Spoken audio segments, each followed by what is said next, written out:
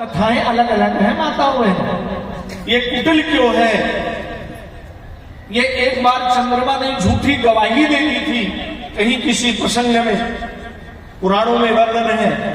इस कलंकी चंद्रमा को आपने मस्तक पर क्यों धारण किया?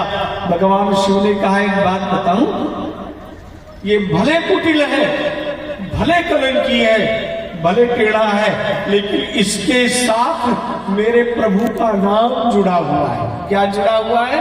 राम चंद्र, कृष्ण चंद्र।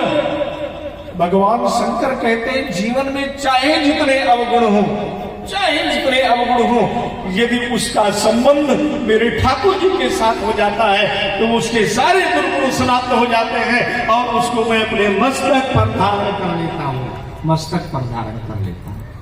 आज चंद्रमा को भगवान शिव ने अपने मस्तक पर धारण कर लिया और शिव जी को जो प्रणाम करेगा वो उस कुटिल, उस पापी, उस कलंकी चंद्रमा को भी प्रणाम करता है। बात समझ में आई? क्योंकि वो किसके साथ जुड़ा है?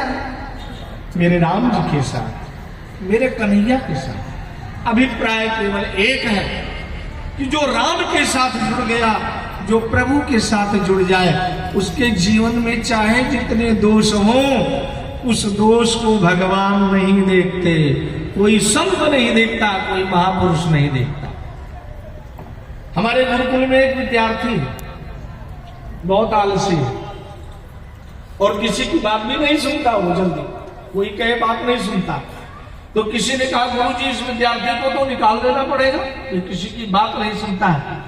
मैंने कहा नहीं, मैं अपने मन की बात कर रहा हूं। मैंने कहा नहीं, अपने मन में बात कर रहा था, इसको अवकाश नहीं देना, ये पूर्ण अवकाश के योग्य नहीं है। कहा क्यों? कहा वो भगवान की सेवा इतना मन लगा के करता है कि वैसी सेवा मैंने 20 वर्ष में अपने जीवन में ठाकुर जी की सेवा किसी को करते हुए देखा है। एकदम 2 घंटे लगातार भगवान के चरण धो रहा है, भगवान के मुकुट। क्यों अग्रवाल जी, अमित अग्रवाल जी,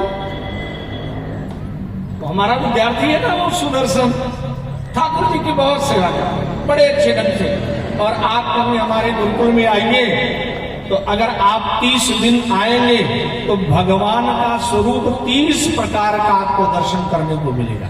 उनके मुकुट, उनके वस्त्र, यहाँ तक कि उनके माला पहनने की जो कला है वो भी 30 प्रकार की है। माला तो एक ही प्रकार पहनी जाती है, लेकिन आपको कई प्रकार की मालाएं। आज ठाकुर जी की माला इधर है, आज वो घुमा के इधर से कर देगा। आज ठाकुर जी और अच्छे लग रहे हैं। आज पीला पटका लगा हुआ है, कल नीला लगा देगा, नील सरोवर नील मणि।